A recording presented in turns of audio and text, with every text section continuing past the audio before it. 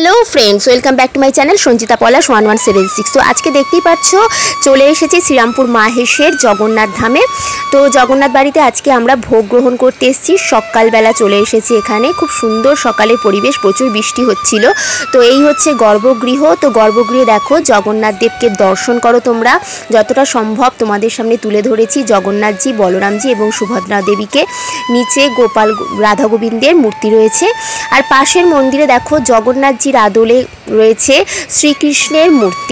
পাশেই রয়েছে জগন্নাথ দেবের প্রতিষ্ঠাতার মূর্তি এবং রামকৃষ্ণদেব, পরমহংসদেব, শারদামণি ও স্বামী বিবেকানন্দজির মূর্তি। এদিকে মহাদেব বিরাজমান, বজরংবলী বিরাজমান, বিভিন্ন শালগ্রাম শিলা বিরাজমান। আর মন্দিরের ঠিক বাইরে দিয়েই আমাদের মাহেশের রথের চূড়া দেখতে পাওয়া যায়। আর এই হচ্ছে বড় ঠাকুরের মন্দির, প্রত্যেকটা মন্দির আলাদা করে রয়েছে। এই দেখো সুবিশাল নাট মন্দির, সুন্দর করে ঝাড় লণ্ঠন দিয়ে সাজানো। এখানে প্রতি সন্ধেবেলা কিন্তু সন্ধ্যারতি এবং হরিনাম সংকীর্তন হয় এই মহামন্দিরের চূড়া এবং মন্দির প্রাঙ্গণ। তো দেখো এটা হচ্ছে মন্দিরের ওপরের অংশ। তো সেখানে উঠে আমরা পুরো মন্দিরটা জগন্নাথ দেবের প্রদক্ষিণ করছি। সব আমাদেরই আত্মীয় স্বজনরা রয়েছে, সবাই একসাথে মিলে আজকে কিন্তু ভোগ গ্রহণ করতে এসেছি। তো এই হচ্ছে ভোগ। ভোগে রয়েছে খিচুড়ি, নানা রকমের তরকারি, আলুর দম, ধোকা, ছানার ডালনা, জগন্নাথ দেবের খুব প্রিয় ফ্যান ভাত গোবিন্দভোগ চালের, এছাড়াও পোলাও, তার সাথে রয়েছে চাটনি, পায়েস এবং আরও প্রিয় জগন্নাথ দেবের মালপো।